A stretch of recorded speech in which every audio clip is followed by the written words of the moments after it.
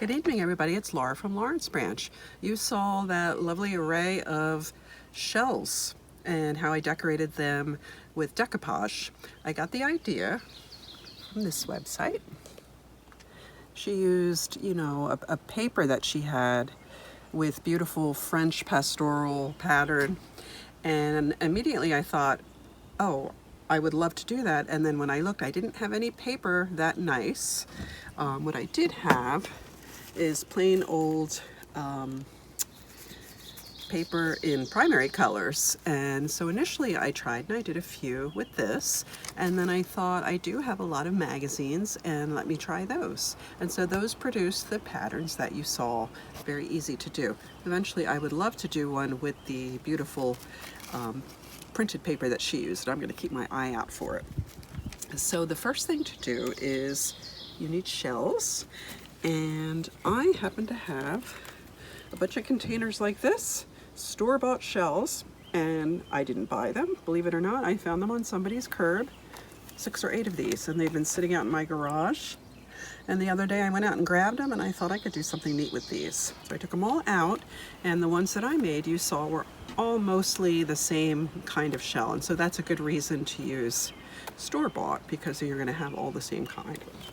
So once you've got your shells, and I've just got a plain old scallop here, you're going to go through magazines and cut out, so I was looking for solids and neutrals, and you saw some of my patterns have just a little bit of detail in them, but for starters I was looking for solids that no matter which way you turn the shell, you'd be able to see it without worrying about a pattern.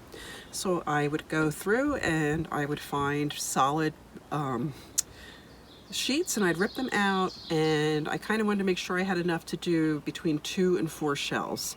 And sometimes if you see something that you really like, if it's from an ad and you don't have enough in that one ad, you could go through the rest of your magazines and you might get enough to do it. So with, let's say this was the sheet that I wanted to use, I cut it down to size. You're going to see in my directions that sometimes I show you that I trace it with a pencil. And I did do that at first, and then after a while I simply started wrapping the paper that I wanted. I would squish it into my shell and I would wrap it like this. And then after that, you've got your markings. So you could open it back up and you'd be able to trim around the edges, and then sometimes make it a little smaller. And so this shell is pretty perfect, but this craft is a great way to use those shells that aren't so perfect.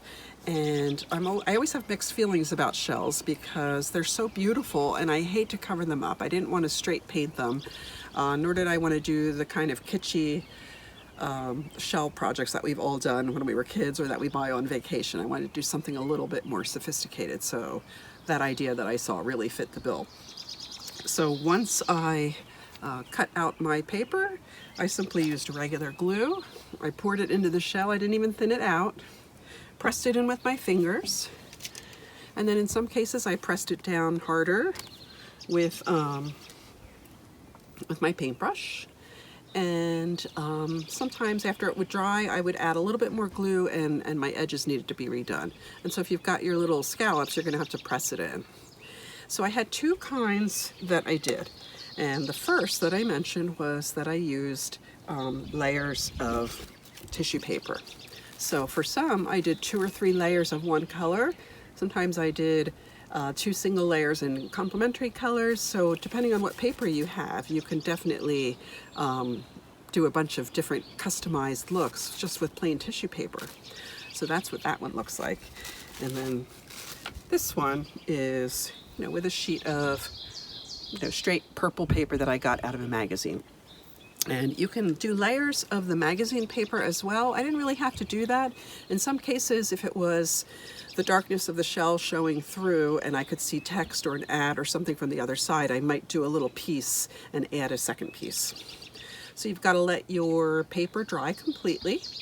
And then what I did was, I had bath salts that I made many years ago. These are probably 20 years old.